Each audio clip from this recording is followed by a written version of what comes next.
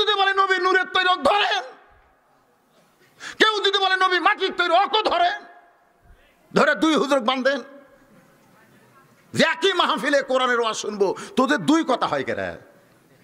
কথায় একটা খ ধরছেন গুরুদিন, বলে যায় শুনে যায়, বলে যায়। আমার নবী কয় ওয়ালাম ইয়াকুন ফি যালিকাল ওয়াক্তে, যখন আল্লাহ আমারে বানাইছে তখন ওয়ালা আরদুন, জমিন ছিল না, মানে মাটি ছিল না। যখন নাই নাই কিছু নাই, তখন আল্লাহ আমার নূরকে পয়দা করছে। সুবহানাল্লাহ। তো হেতে মাটি পাইলো কো? ওই সময় তো মাটিই নাই। ফেরেশতা জিবরাইল ডাকতে বলে, নবী গো, এতদিন আমি জানতাম মানুষ মাটির তৈরি, ফেরেশতা নূরের তৈরি, জিন আগুনের তৈরি। ৭০,০০০ নূরের পর্দা পাড়ি দিয়া আপনি আল্লাহর আরশে যাচ্ছেন, আপনার কিছুই হবে না। আমার প্রশ্ন হলো, আপনি নবী কিসের তৈরি? আল্লাহ রাসূল বলেন, জিবরাইল, আমি নবী কিসের তৈরি এটা আমি বলতে পারি না, যিনি আমাকে তৈরি করেছেন তিনি ভালো জানেন। জোরে বলেন কথা ঠিক কিনা? তাহলে নবীকে তৈরি করছেন কে? আল্লাহ। জাতিকে আমি এক কথাই বলছি, নবী কিসের তৈরি এ কথা বলবে আগে আল্লাহ। এক কথা বলেন না কেন?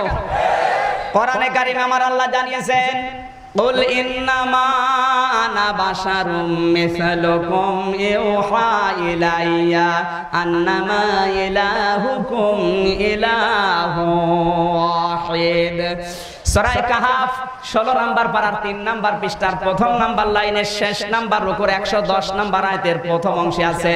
এই বাংলাদেশে এখন যত তাফসীর আছে প্রত্যেকটা মুফাসসির এক কথাই লিখেছে। আল্লাহ তাআলা বলেন, নবী আপনি বলুন আমি তোমাদের মতো মানুষ। আমি এর চাইতে স্পষ্ট ব্যাখ্যা আর আমার বলা সম্ভব না। হে নবী আপনি বলেন আমি তোমাদের মতো মানুষ। আমি তোমাদের মতো? পার্থক্য কি? আমার কাছে ওহী আসে, তোমাদের কাছে আসে না, এইটাই পার্থক্য।